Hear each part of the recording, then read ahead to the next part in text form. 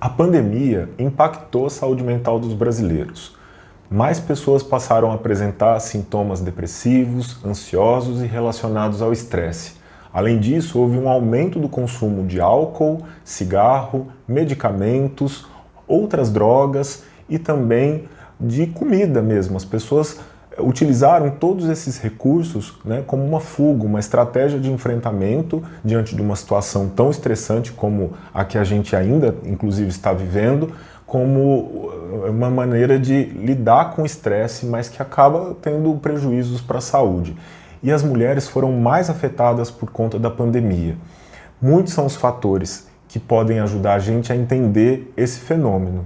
As mulheres fazem uma dupla jornada de trabalho e cuidados com a casa, cuidados com os filhos, acompanhamento da educação dos filhos aí durante esse período de aulas online, a própria jornada de trabalho afetada por conta do home office ou ainda elas tendo que conciliar o trabalho com as crianças em casa e outras pessoas que demandavam cuidado, pessoas adoecidas, mais velhas, enfim, um excesso de responsabilidades que caiu sobre as mulheres nesse momento atual. Além disso, a gente não pode esquecer do aumento da violência doméstica, que pode ser comprovado pelo aumento das chamadas no 180, que é aquele número que as mulheres podem pedir ajuda em situação de violência. Houve um aumento de 40% das ligações para esse serviço no ano de 2020. Agora, mesmo as mulheres que não são casadas, que moram sozinhas e que não têm filhos, também sofreram os impactos da pandemia. E isso pode se dever a outros fatores, como o desemprego, além da presença de doenças crônicas, e também do contato e do cuidado a pessoas que têm a Covid, que tiveram a Covid. Então, nós temos uma situação que favorece, que torna esse grupo mais vulnerável. A OMS, a Organização Mundial da Saúde, reconhece que as mulheres têm uma suscetibilidade maior a alguns transtornos psiquiátricos, como a ansiedade, e no caso da depressão, o risco é 2 vezes maior em relação aos homens.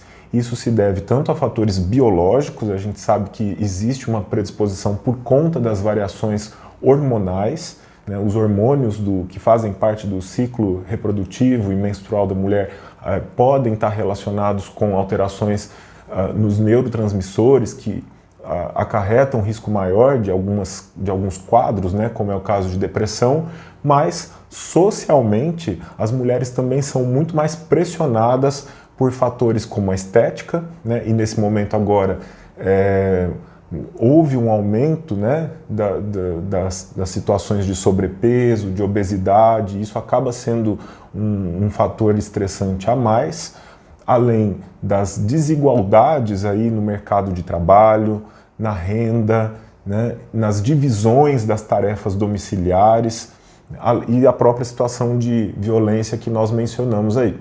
Então são muitos os fatores que acabam fazendo com que esse grupo seja mais vulnerável. Portanto, o que eu queria chamar a atenção para esse vídeo é, diante dessa situação, nós temos que ter atenção e seria muito importante, inclusive, que o sistema público de saúde tivesse um olhar mais atento para as mulheres. E nesse vídeo eu me dirijo para as mulheres também que podem estar passando por dificuldades, que podem estar apresentando problemas emocionais e possam já ter ouvido algo do tipo assim, bom, ninguém está bem, nesse momento da pandemia é normal, ninguém está ficando bem. Isso não ajuda, porque, de fato, todos estamos passando por uma situação muito estressante, ou a maioria das pessoas.